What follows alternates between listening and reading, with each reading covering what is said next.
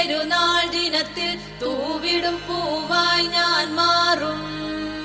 കാനനമൈനകൾ പോലും നിന്നാമം പാടുമ്പോൾ ഞാനും അതേറ്റുപാടും.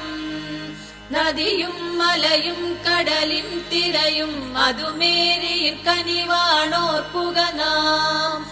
മലരും പുഴയും കിളിതൻ സ്വരവും തിരുമേനി തന്നനുഗ്രഹമറിയുക നാം.